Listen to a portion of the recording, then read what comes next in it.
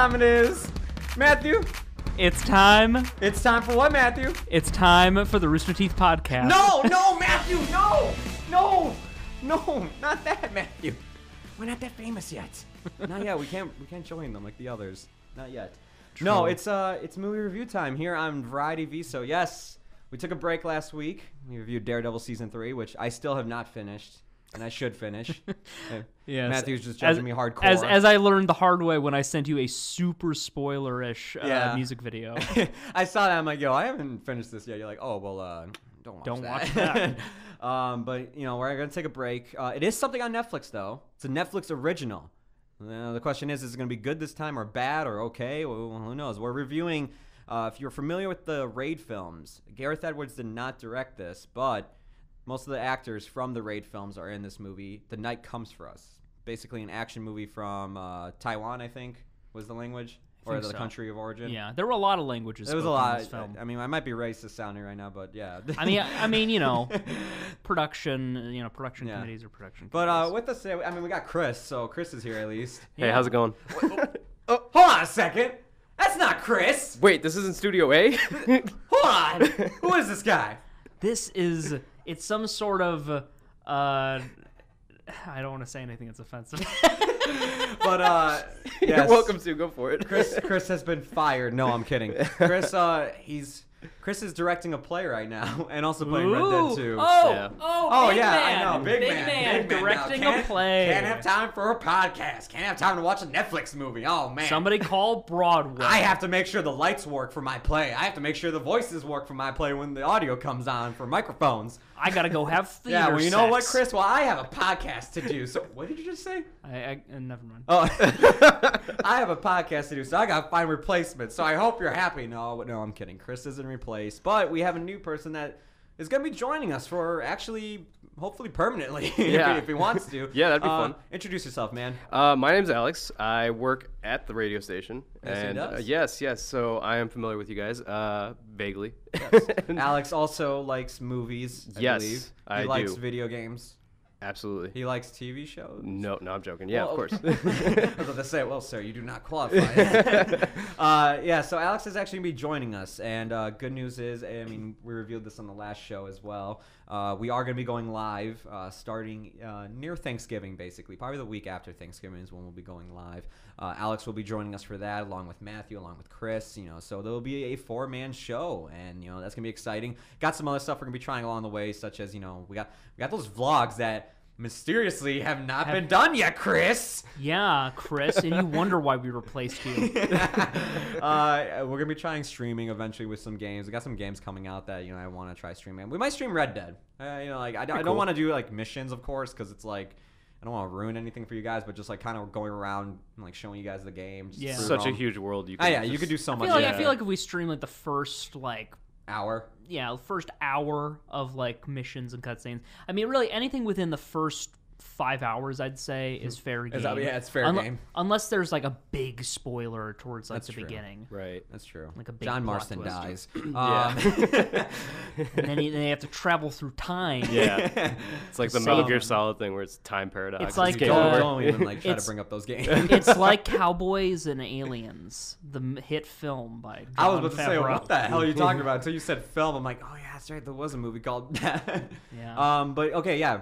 Alex will be joining us with everything else. It'll be 4 people. As long as Chris is done, directing Big Shot Hollywood over here and whatnot. And then Matthew, you're gonna be leaving to go to Japan, and I'm gonna shed a tear when that happens. That's gonna be in way down the line. That's way down the line. Yeah. But I'll. Then we'll have our Matthew replacement and talk crap about him. Yeah. No, but you need to get someone who's as gay as me. I'm right here. Oh, well, there we go. Wonderful. Yeah. But that's way down the line. So there might be a 5th member, and then who knows where this show will go from there. But let's get right into it. The Night Comes for Us, a Netflix film directed by this name.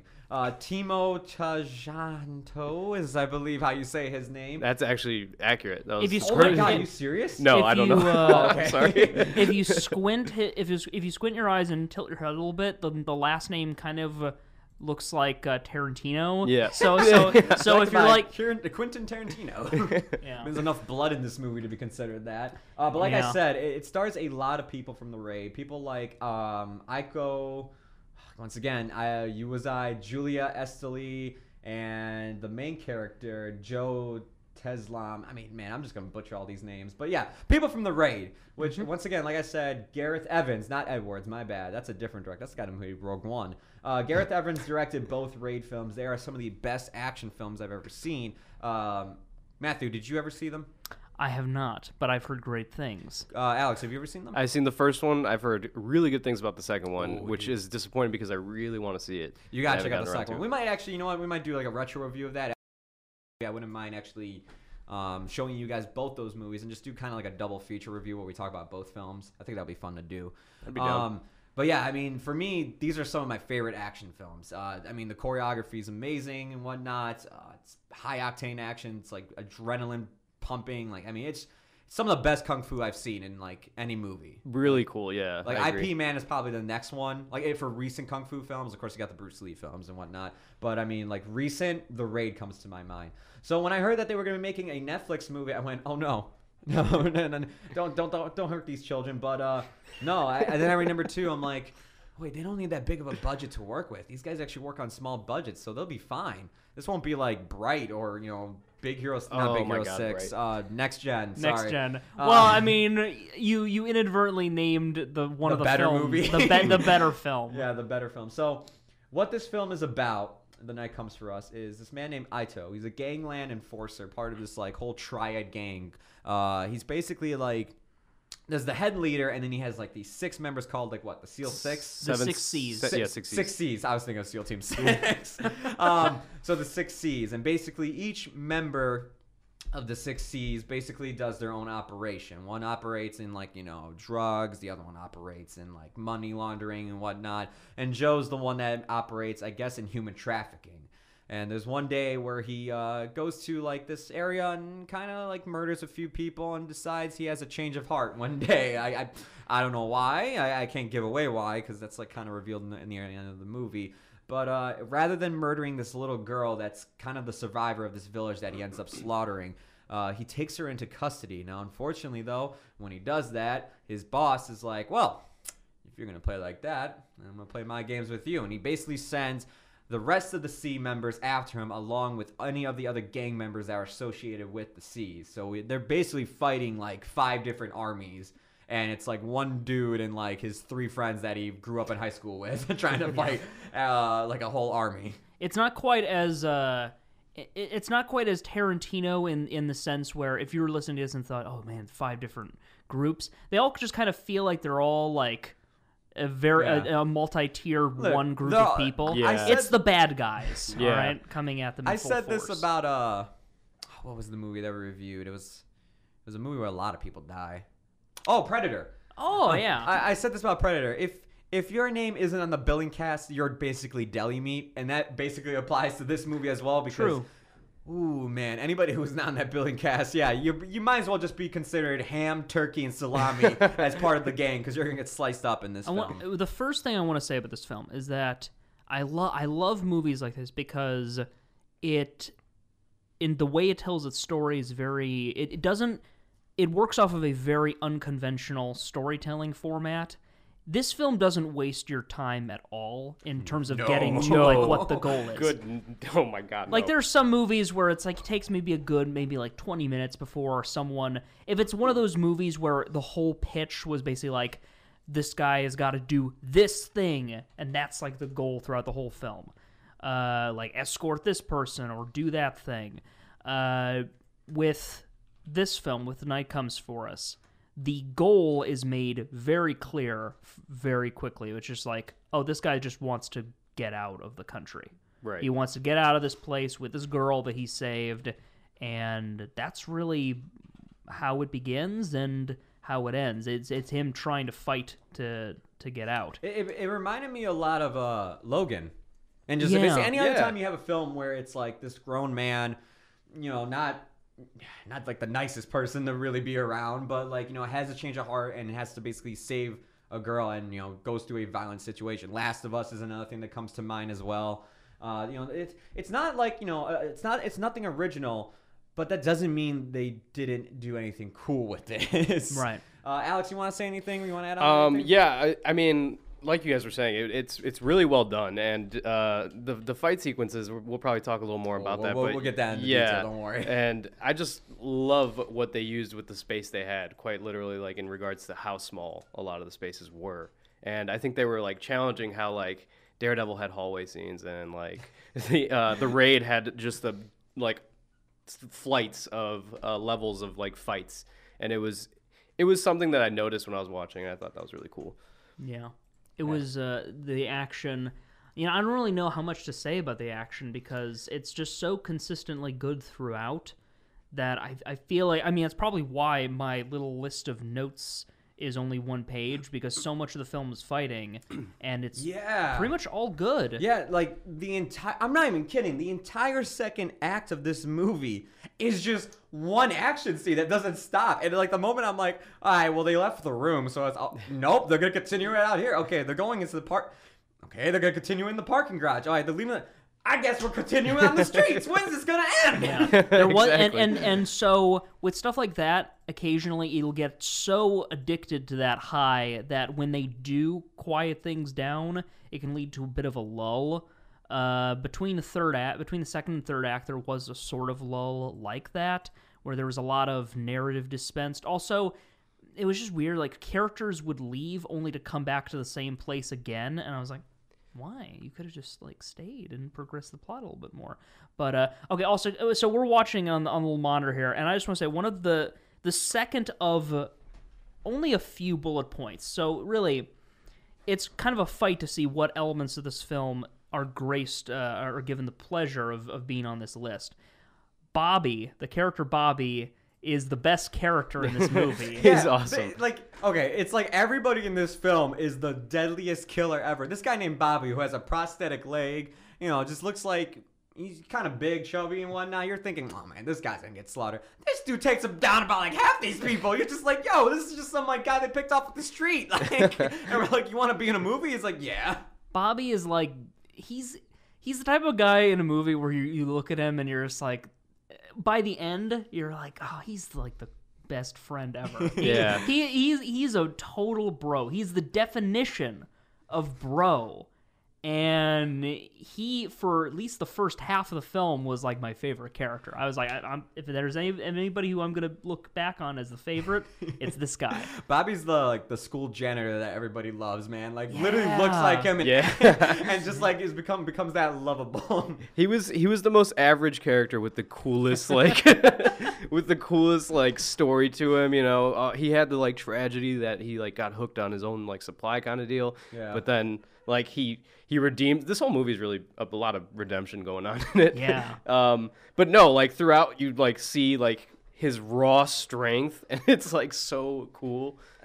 I'm gonna play an audio clip from the movie real quick. I mean, if you want to know what like literally 90% of this movie sounds like, it sounds like this.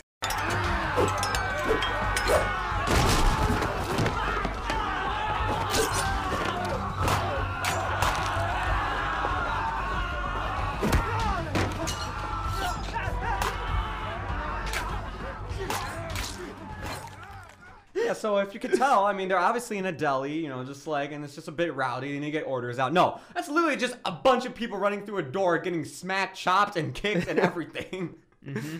Yeah. It's literally, like, if you're wondering when you want to know what the movie sounds like, I would just play screaming and slicing and glass breaking and doors breaking, just destruction. A lot of squishing, too. They get really crazy with that sound effect. I'm trying to imagine, like, watching this movie in a theater, because I would say one of the best things about some of the fights in this movie, is that they are very overwhelming and they're very claustrophobic. Like, there are scenes where the odds are stacked so highly against the characters that early on, before it's been established, it's like, oh yeah, these guys are incredibly awesome. You're thinking, oh god, there's no way they're going to survive this. Some of them do, and it's even more impressive. I mean, we're watching the impressiveness on the monitor right now, but man, it has an effect, and it's definitely the desired one, and they for conveying that. And it goes without saying. I mean, okay, so the Raid films, Alex, Yeah. the first one. Yeah. How much blood did you see in that movie? A lot. A lot. Yeah, like a Raid lot. 2, there's a lot of blood too. Yeah. Alex, how would you compare the buckets of blood from this movie to the Raid? This one might have had more, I think. Oh. Yeah. This one And definitely both had more. combined? I haven't You seen, know well, I what? haven't seen the second one. You had to As show a this. person who has seen both, this movie has way more blood than both Raid films combined. Having only watched like clips from both of the films, even I was like, this seems like a lot. Yeah. Seems like a lot more than... Yeah, because I remember watching on YouTube some pretty big, well-known fights from those movies, and yeah, a lot of blood, a lot of gore. Yeah, Raid is pretty brutal. I remember, I mean, the one probably signature scene that a lot of people have seen is the one where he, like, grabs the guy's head and puts him on the, like, the wooden door that's broken right through his, like, neck. And it's, like, it's so brutal. And you can attest this, too. I mean, like, most of the time, though, in the Raid, when it is something brutal...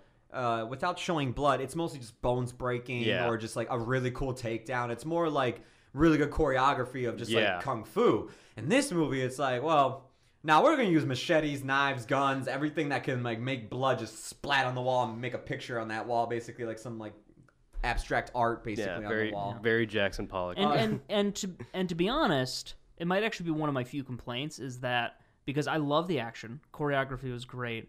The weight and the visceral nature of these fights, very awesome.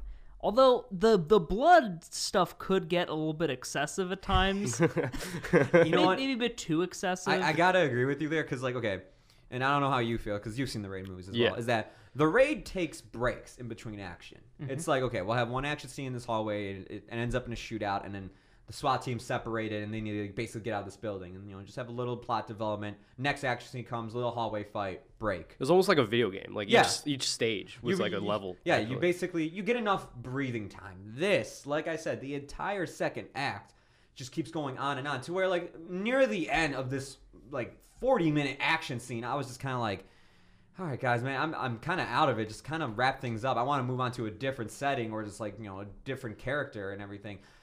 The thing was, though, is that it kept me engaged the whole time, at least to where I wasn't bored. I was entertained because every single time, like, it goes to, like, this scene goes on longer, a new character is introduced, and just like a video game, this character has, like, a unique weapon. Like, one's got, like, this yo-yo string that's basically made of piano wire and just chops off limbs by wrapping the piano strings off, wrapping the piano string on, like, limbs and then chopping it. Very, very creative weaponry.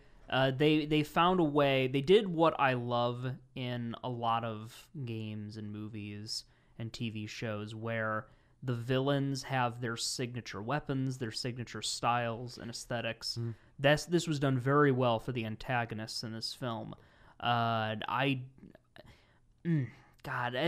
one of my bullet points here just says lesbians. So we have two of That's one way of putting it, two of the antagonists when they were introduced. You know two things right off the bat. One is that they're incredibly awesome.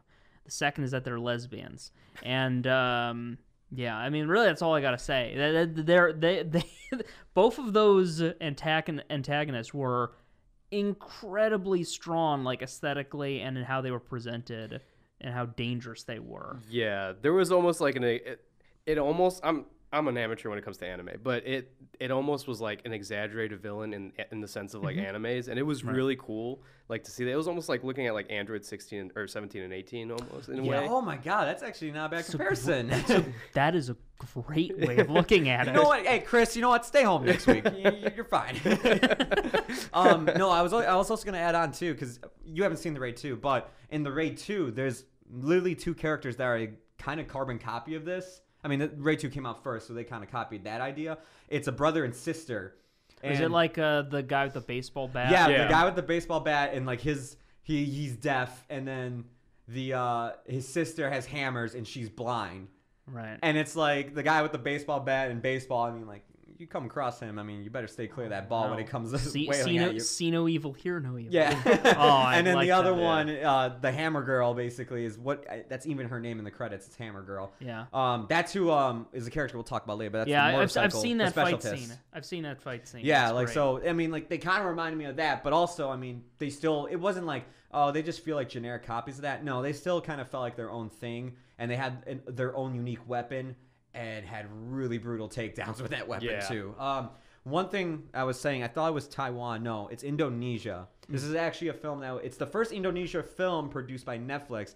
However, in Indonesia, one of the locals' largest internet and network provider banned and blocked the Netflix from their service. So fans of this in Indonesia might not be able to watch it. That stinks. Unless they have like a different service that's like licensed it for that country. Who knows? I hope so, because this is a good film. Yeah. And you were talking about kind of the sense of like the sense of fatigue at later points where it's like, oh man, this scene's been going on for a while. I think the entire chunk of the film where it's them trying to escape that apartment building, there are parts of this film that could be just short films in it of themselves. Oh yeah, that was one of them. That was one of them where so I'd say this is again very unconventional like story format here. That's kind of one of the things that draws me to martial arts films. It's strange that I haven't watched more of them because this is like so up my alley. God, yeah. Oh God, she is awesome. She is really awesome. We're looking Elena, at I think her name is, right? Yeah, we're looking at one of the lesbians. Yeah, one of the lesbians. One of the. Well, I was going to say antagonist, but yes, she is a lesbian. She is a lesbian, and she is awesome. You know what? That guy, poor guy. With that guy I limping felt away. so bad for Yeah, him. that guy, poor guy, and he's only going like further into torment. So what they're talking about is this guy basically in this scene limps away. He's basically like two guys are holding off one of the assassins that are sent to kill him, one of the lesbian assassins that are sent to kill them. So two guys are holding her off, and basically, I gotta click out of a different tab, otherwise I'm gonna be distracted. Yeah. Basically, he's escorting the girl out of the building while two guys hold them off, and that guy like walks away limping. But my favorite thing is like, that guy is the only guy I think that actually shows he's in pain in this movie. Everybody else, I mean, they get stabbed, punched, broken arms. Man, they're like, oh, and then like 2 seconds later, hada! And then they're back into fighting. Like there's one person, I'm not even kidding you, they get their guts chopped out of their stomach and they go, oh.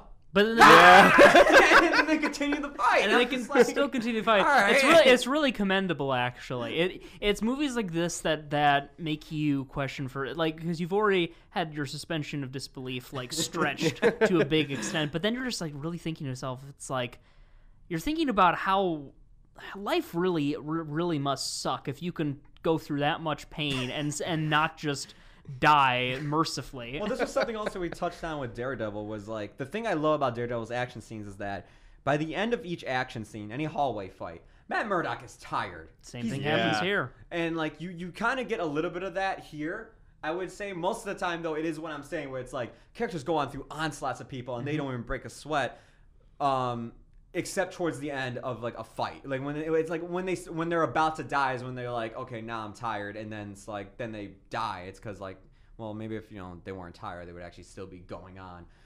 But I mean, the one thing I do like about this movie is that unlike action scenes where it's like they'll throw punches, it's just a lot of jabs. No, man, I mean. Like, main characters will break limbs in this movie, so like I mean the stakes are high. Don't get me wrong. When I say like they're not getting tired, they at least make up for the fact where they are getting sliced up, they are getting limbs broken to where you're just like, okay, I actually don't know if they're gonna make it out of this or not. So there is some intensity there. Yeah.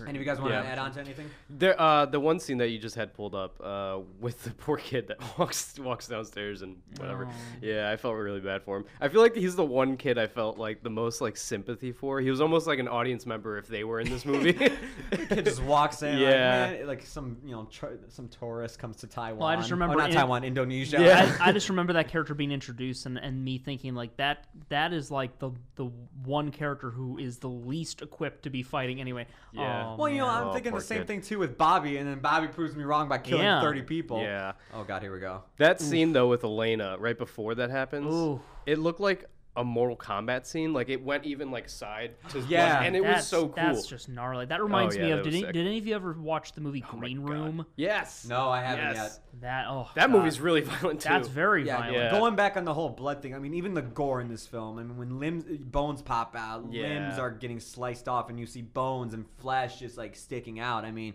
they don't hold back on this. They were like, "Oh, what's No. that? We don't have to show this in theaters. We don't have to worry about NPR ratings." Oh man, we're gonna have a Exactly. field day. Yeah.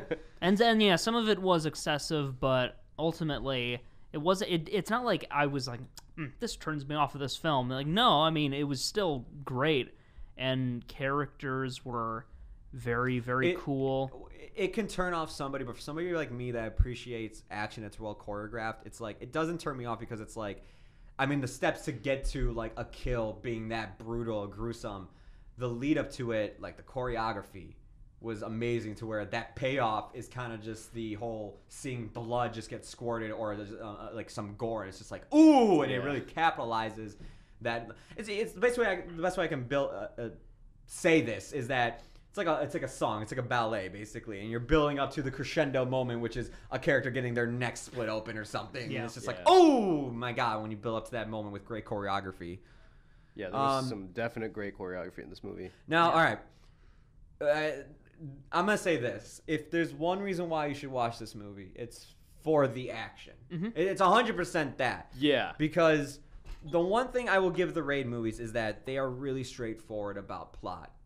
First movie, SWAT team goes into like a drug lord's apartment complex. Apartment complex gets locked down. Everybody in the apartment complex is basically the SWAT team has a bounty on them while they're trapped inside. Anybody in the apartment complex, if they kill them, they get like $10,000 or something, and you get to live on the nicer floors of this whole complex. It's like the movie. It's like Dredd. It's like Dredd, yeah. A Yeah. lot of people compared it to the Dredd remake that came out with Carl Urban. Those came out the same And year, they I came think. out They Yeah. very came out in the similar. same year, and too. then the guys who made the Dredd was like, we weren't copying them, we swear. Yeah. Yeah, it was a whole debacle on the internet, but you know what? Both films were Both films are fantastic. Yeah, Dredd was awesome. Yeah.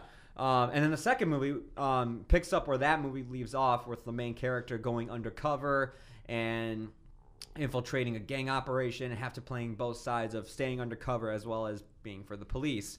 And it's still straightforward, even managing that whole undercover, Departed like plot line thing of being, undercover cop with a gang. This film, however, I didn't know what was going on most of the time. No, So there's there's little to no plot, yeah, it it's not as straightforward as what you were It is saying. really not. Yeah, and there's a bit of complexity, mainly in terms of like the world building of like how this criminal organization operates. Mm-hmm. And usually, I love when they take the time to develop that. So like John Wick, for example. Yes, They that's do a it- perfect example. That's an example of a film that didn't have to put as much effort as it did into world building, but is so much more deep and so much more enthralling because of the world building. And with this film, you're mainly invested in it for the characters and like their own motivations. That other stuff, like the world building, it's just not that interesting. And even the character arcs and stuff like that. I would say my complaint about this movie is that the story of like Ito and like him trying to like save this little girl. Like, I like the little girl. I think she was, she was fine, yeah, she was fine. I never really felt that much for like Ito because so much of the scenes that I'm going to remember Ito, long the main after, character, right? yeah. Okay. So much of the scenes that I'm going to remember long after this podcast, long after I've seen the film, don't really often involve him. Yeah. Some of my favorite action stuff from like the end of the film doesn't even involve Ito. It involves the motorcycle chick who The operator. The operator. Who was Hammer Girl in the Raid 2. Really? Yeah. Oh, yeah.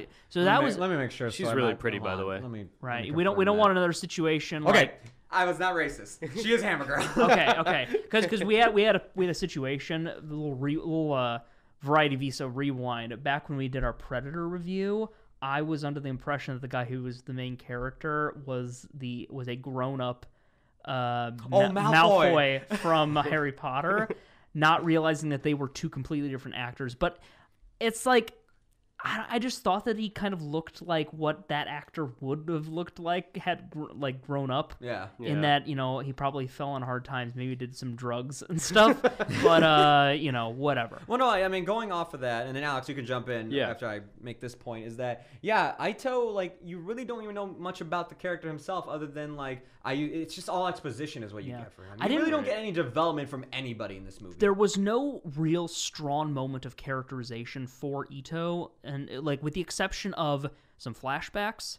and the very ending. And I mean the very ending, where I was like, he is doing incredible things right now. Yeah, the last 20 minutes, not even last 20 minutes, last 15 minutes, they're like, and anyway, here's some backstory you should have known about at the very beginning. And well, thank you, finally. And he gets an incredible fight alongside Iko Uwais. Yeah, who plays the character Arian from the Raid films. The cool part about this movie is in the Raid movies, he's the protagonist. Yeah. In this movie, he's actually an antagonist. Yeah. It was actually cool seeing him play that. And not only that, while you're saying Ito won't have anything memorable, he does have a memorable scene, and it's the last fight scene in this movie, but that's because it's with it's with Iko. Because that is a strong those antagonist. Two are fantastic when it comes to choreography. Yeah, it's kind of like the problem with Black Panther, where Black Panther's cool in, like, Civil War, but in his own movie, he's much less interesting compared to everybody else. Compared to, like, especially Killmonger. Michael as the B. Jordan, antagonist. it was really cool. So which, by the way, while I'm talking about other characters that aren't Ito, motorcycle chick, the operator. From the moment that she was introduced, I was like, all right, she looks cute as heck. She is also a super awesome killer. And then she straight up gets, like, the coolest fight in the whole movie against the two lesbians. Yeah, it really was the coolest fight. Yeah. And of course, another small space fight because they are challenging themselves but with in such cool ways. Amazing, like, setting and aesthetics. And just, like, it was bringing me back. I was, it was just that sort of like mixture of, like, kind of rundown, like, East Asian, like, ghetto, like, bright neon lights. I was just gonna say, it almost gave me, like, a cyberpunk-ish feeling, like, to it. Dude, man, yeah. Honestly, when they fought in this apartment, and I have the clip playing right now, I have the whole scene playing right now. When they were fighting this apartment, I was like, man, I can't wait to play Cyberpunk 2077. Yeah. Seriously. But Alex, you want to add on anything about, like, character development? I was going to ask. You guys already answered all of it, but I was going to say, was there anything memorable with the main character? And I felt like there really wasn't.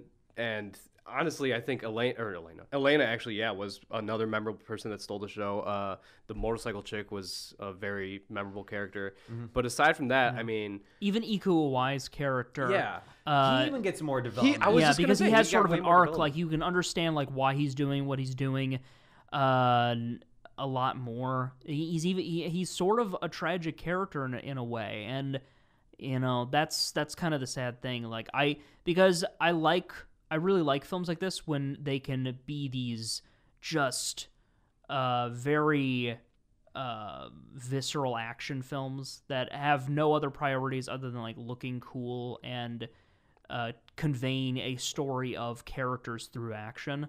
But when they don't take the opportunities to make that story, it kind of becomes less memorable. Yeah. And I want to, like, climb on top of that and say, like, they took so many risks when they're, like, doing their shots with this, like tilting the camera, putting it in, like, a weird third person-y-esque way in some fights. Over the shoulder. Like, they were having so much fun experimenting that I'm okay that there wasn't that much of a plot at all, because it was such an experimental, like, cool kung fu movie that, like, had fun making it. A couple of those experimental shots didn't quite land for me. Like, there was one of the final fights. For a couple seconds, there's this awkward over the shoulder cam that I just kind of thought didn't really look that good. That one did seem a little out of place. It looked goofy, but there were no other camera shots that gave me that same sense of, like, this didn't quite work. Mm-hmm. Most of the camera work in this film was very, very, very good. Yeah. And from Go ahead. No. From the opening, like, I was like, oh my god, this movie is gonna have such amazing cinematography. Like, with the woman on the beach and, like, the colors that it used, blue and pink, I think it was. Yeah. With the water reflecting, I thought that was, like, really cool. It really set the tone for, like, this movie's going to be shot really well, and I'm really looking forward to it. Actually, going off of that opening scene too, is that a lot of the cinematography, and it's going to sound weird, but for those of you who played the game, you're going to understand what I'm saying here. A lot of the cinematography reminded me of Hideo Kojima's Metal Gear Solid 5, whenever just the camera just kind of lingers and follows around people. A lot of the cinematography just kind of reminded me of that, just how cinematic it was during scenes like those. Yeah.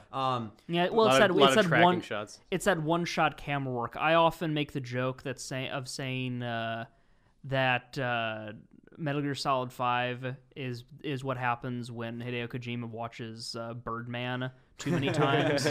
the one tracking shot just throughout the game. Oh god, that's a whole another podcast. We should just talk about Metal Gear Solid. I wouldn't mind actually talking about Metal Gear Solid 5. But back to this. Damn, that was the point I wanted to make. Oh yeah. When it comes to action movies, if you don't have great story, great characters, if you can make it up with amazing action, which this film does, you are forgiven.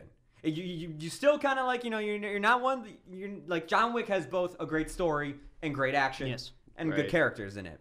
Same with Mad Max Fury Road. Of course, Mad Max Fury Road. It's like stuff I will always hold higher than this movie. But this is like something. It's like, no, this is still like a great one, and you should definitely check it out. And hell, it's on Netflix. You don't have to put on pants when you have to watch this movie. You can watch it in your boxers, man. Yeah.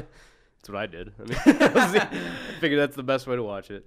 But like you said, that's exactly it. Like Mad Max is, of course, miles above it probably. But, but this movie is just so easy and fun to watch that I wouldn't recommend it any harder than I am. This movie is definitely the bro movie. Like, you and your friends are just chilling one night. You guys got time to kill. Just throw on this. Throw on the 40-minute action second act. Yeah. Throw on the final fight scene. Just be like, dude, you ever seen this movie? Oh man, the fights are insane. Just throw on any fight scene. They're not gonna need context. It's so awesome. They'll be fine. Yeah, I will say there are two scenes in this film that, in my mind, made the entire experience worth it. And they weren't even necessarily action scenes. It was just, just moments of characterization. One at the very end and another kind of in the midsection. They all had to do with characters. Strange enough, both of them had to do with characters in cars. But they were incredible sequences.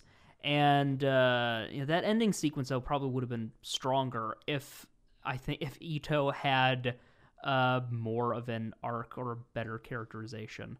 So if I missed opportunities with the protagonist, but all in all, very, very fun film. Yeah. Oh, I agree. Anything else you guys want to add on? Let me just double check my notes here. I'm finished with my notes. Yeah. I said only other thing I didn't expand on was Motorcycle Chick, and then I wrote Triple S. Triple S rank, super smoking sick style, as Devil May Cry top tier character. There was only one thing. There was a goofy scene in towards the end where there's gas that's lit on fire and it just goes silent as people are on fire. And I was like, that's really weird. Oh yeah, I remember. Oh God! All right. Yeah, I know. Oh, God, my God! I just watched somebody once again gore in this movie. Character just has a tiny boo-boo cut on their finger and it says, "You know what? I don't need the finger anyway," and just rips off the whole finger. Oh God! It was. This is nothing right there. Yeah, that's nothing compared to what happens next. Yeah. Can this girl steal the operator as she's credited is the coolest character in the film. Yeah. And this is after Bobby. Bobby and the operator needed a spin-off movie. Yeah. I agree. I would love us, honestly. Because the one thing, if they wanted to do kind of a spin-off film, you don't know much about the operator, but she's a character that works where you don't know much about her. She's better off kept in secrecy, at least for this movie, that if you want to make a spin-off movie where we see her do whatever else she does, because once again, plot, I really don't understand why she wasn't involved in the whole fight between these gangs and the SEAL Six and Ito. I didn't really get that entirely. 60s. The 60s. God, again. The SEAL Six. Yes, Chris Pratt and then the SEAL Six. And led by Jessica Chastain. Yes. I really didn't get why she was involved. I didn't care though. Yeah. Because she was so cool and so awesome and mysterious to where it didn't bother me as much with a character like Ito, where it's no, he's a crucial character. I have to understand more from him than I do her. Like I said, is there anything else you guys want to add on? No, I think we summed it up perfectly. Yeah, I think so. All right, well, a bit of a short review, but I mean, there isn't much to say because I mean, it's just a lot of action. It's something you really have to see, as opposed to like something that has like a lot of dialogue. There's a lot of symbolism that we can talk about and all that kind of stuff. So there isn't much to talk about with this movie aside from this is just something that you should check out because the martial arts in it and the camera work that they try to have fun with is just really cool in itself. Yeah. So don't go in it with expecting like this huge like plot and like complexity to it. No, don't. No, like, crack a few beers when you watch it too. You can watch it drunk and be like totally fine. You'd be like, whoa. Yeah, exactly. I thought that character died. No, they're back. And lesbians. Lesbians. Yeah, there you go. That's the main selling point. All right. So, we'll give up our wrap up right here. Been on a short time. Sorry that if you were expecting a longer show to give you an idea of what's been going on behind the scenes here at the studio that we usually we aren't even gonna need to upload a highlight. Yeah, true, actually. Right. It's gonna be under like an hour, this one. A bit of behind the scenes what's happened at the studio and why this one's a little bit short notice. Oh, not short notice, a shorter one than half of the other episodes we've been putting out, is the fact that the studio that we usually record in was actually being used as a broadcasting studio for a while. Because of some issues that were happening. Yeah. Basically, there's a Studio A, Studio B, if you want to break it down simply. We record in Studio B, but Studio A has the live broadcast. Studio A had some malfunctions, so the live broadcast had to come out of B. So we were planning on this to be a short show. In fact, this was going to be another video review. We're going to film it on a couch again, the same couch that we filmed it outside, but just in a basement now. So you get to see my fat ass again. And so like we were just like, and then like last minute, I come into the studio today, and then like B's fixed, and I'm like, oh, all right, well we'll still do it. It's still going to be short, but it'll just be audio now. But once again, we're just going to wrap up. And if you don't know how the grading works on Variety Viso, and I'm mostly saying this for Alex. Thank you. We do the normal grading scale, A, B, C, D, and of course, minuses and pluses are applied to here as well. I'll let Matthew go first. Go ahead. It's tough because the lack of that narrative push, the extra effort to make a film that's primarily action-based still have just enough narrative to keep me invested, which really every fight tells a story in some way. I'm very much a supporter of like action films being considered obviously in their own league, but just as meaningful when done right as any film that is very dialogue heavy and narrative based. Because it kind of lacked that in some respects, it does kind of lose some points in that regard. But there were some standout performances, some great characters, and just technically awesome. I think I'm going to give this one an A-. It would have been probably like an A, maybe even an A+, had they gotten, had the protagonist been a bit more well fleshed out and had the world been expanded on a bit more. Or at the very least, if there was just a strong through line. I can deal with there not being too much of a developed world, but the characters are really important. When the story fails, I always fall back on characters. And thankfully, there were enough good ones where I can confidently give this an A-. All right, A-.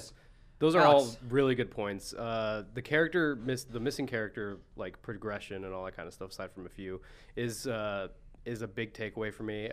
There's moments where there was lulls. I ended up like looking at my phone a lot at those moments and just like there was no reason to focus on the movie. But people weren't getting sliced up and screaming. Yeah, exactly. My adrenaline was down along with the main characters. I was like just on my phone. But so because of that and because of the fact that there really was no progress, I mean, it still was a really great film. So I'd probably give it like a hard B. Hard B. Yeah. No, I totally see where you're coming from because guess what? I'm also gonna give it a B. Nice. I was debating between B+ and a B. And it's just literally because like there are a lot of moments where it kind of just slows down. I mean, I know you're probably saying, "Wow, like a B, really?" It's like, no. Trust me, this is a very good B. That's like a B is a good grade. Yeah, man, there's some people out there that will be like, "You gave it a B. What's wrong with you?" Yeah. We don't want to be like those parents who are just like, if you didn't get an A+, then you're out. No, I mean, I'm kind of on Alex's side. Is that there were a few lull moments when it comes to Ido and like you really don't know much about him. Just conversations are going on. Like, I mean, literally when the movie was starting, I was like, all right, when's the action gonna start? Usually you guys like, you kick things off with like, an introduction action scene. And, like, it's been kind of dialogue heavy for a while. And I guess they must have heard me say that out loud because they were like, all right, well, how about a 45-minute apartment fight? And then I was like, okay, fine. I guess I put my, I guess I got to eat my words now. But other than that, I mean, yeah, this is one of the best films I've seen on Netflix. And I know it's like, well, then why are you giving it a B? Well, because there's not that many great movies on Netflix, honestly. But this is definitely one of the better ones. It's really fun. It's great action, and it's a great time. I mean, it's just plain and simple. It's a great action film. Hell, it's one of the movies I've been recommending people to watch. They've been asking me, well, what's in theaters right now? And I would tell them like Halloween and a few other ones as well. We're getting a visitor. I'll cut it out of the audio. It's okay. Oh, okay. I was like, what's wrong? We have a strange visitor. Are you trying to log in the audio blocks? Monica is. Oh, okay. She's in C. Just the lights cut out, and then we're gunned down by a submachine gun. Cut with a piano wire. Mm-hmm. How you doing today, Jason? I'm good. So this is something that you can edit out. Or I don't know. I might keep it now. It'll be like a post-credit little blooper. bonus. I'm doing good. I'm in the middle of the DJ shift, but it's got like 9 minutes going, so I'm fine for time. But Monica wanted me to write down the numbers. Have you seen the Night Comes for Us? I have not seen the Night Comes. You want to see something really awesome? Oh God, what is this? Look at that guy take him down. Look at that. Isn't that some great, awesome kung fu? I like the elbow action. Ooh. I think that's the most severe pain he felt. That's the most genuine reaction he's had. Like, oh. It's on Netflix. Check it out. Okay. If anything, I thought this was like legit, and then he just breaks his ankle on something. Or wait, no, I guess. No, they probably broke their ankles. No, in this movie. they were fine. No, Weirdly, see, that was the most impactful. his reaction just made him coming into the room totally worth it. Because now you. Now you kind of have an idea. You of have how an gruesome idea. This movie is. You have an idea of the type Jason, of reaction. thank you. Yeah. But yeah, like going off of his reaction, that's gonna be your reaction most of the time when you're watching this movie, especially with friends. Yeah. Hell, if you want to watch it with family, I don't know if you're messed up with them or whatnot.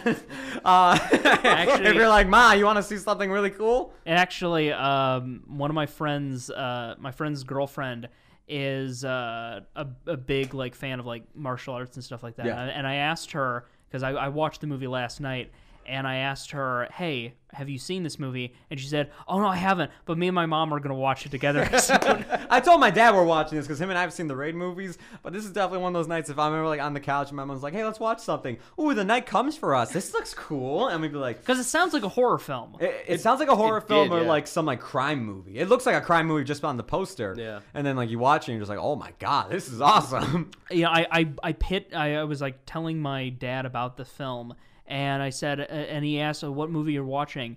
And I said, The Night Comes for Us, and he said, oh, speaking of that. And I was like, what are you transitioning to? and believe it or not, he was like, because I've been watching It's Always Sunny in Philadelphia. He said, oh yeah, you should watch that episode, The Nightman Cometh. Oh my God, yes.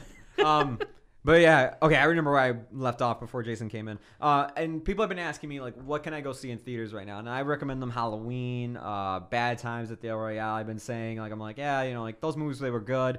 And they were like, oh, but they either said, I'm not really interested in that. I'm not a horror fan, or, you know, I don't, nothing really pertains to me. And I'm just like, well, you know what?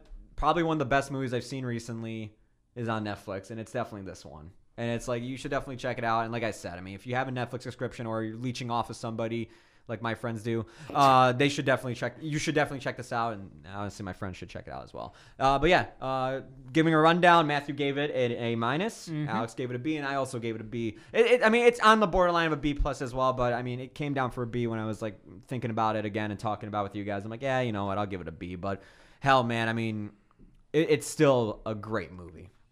I agree. All right. B for Bright. B for Bright. B for Bright. Don't ever refer to that movie. Don't ever compare. You want to see the difference on like Netflix quality? You watch this movie and then you watch Bright. Oh my God, Bright was so good. But yeah, anyways, that's going to be it here. Once again, we don't have any news topics because we came into this not expecting to do any news topics. It was going to be a short show. Next week, yes, Matthew? Oh, actually, I do want to say there's a film that I'm interested in. I'm excited to be seeing next Monday, and I don't think we're probably going to cover it because I'm the only one who will have seen it. But it's a limited release animated film called Liz and the Blue Bird. It's animated by Kyoto Animation. It looks I think it's a lesbian romance, but I can't. I'm Again, into it. They also kill people. And they're like assassins. no, but it does look like it's going to be a fun movie. So if you're interested, I don't know when this is going to be uploaded, but I'm seeing it next Monday, the I don't know what dates are. The 12th? The 12th, Monday Okay. the 12th. So that's when What it's time? like 7. I think that's going to be like I think it's coming out limited release in most states on that day if you're Okay. interested. If you like animated films, if you like cutesy high school slice of life stuff, and hopefully lesbians. They're probably the undertones at the least. Depending on how next week goes, you can do a solo review of that, or I mean, you could do a solo review of that as well. But I mean, in case if like Alex and I, and then Chris is gonna be back, unfortunately. Chris is gonna be back. We love you, We're gonna be Chris. reviewing Overlord. So yeah, if schedules don't work out, we'll have you review your movie on your own. Yeah, and you guys can sell me on Overlord. And then we'll talk about Overlord. But we'll try seeing it all together because I would love to review it together because I think that'll be a fun movie to talk about. But yeah, that's going to be our next movie to review. We'll have some news. We'll have some topics to talk about again. And once again, follow us on Twitter at Variety Viso. I'm Joe Viso. I'm Matthew Lundeen. I'm Alex Perez. And this was Variety Viso. Take care. Ooh, I should have said I'm Chris Duffy. Damn. Damn. Damn. Damn. Damn. Damn.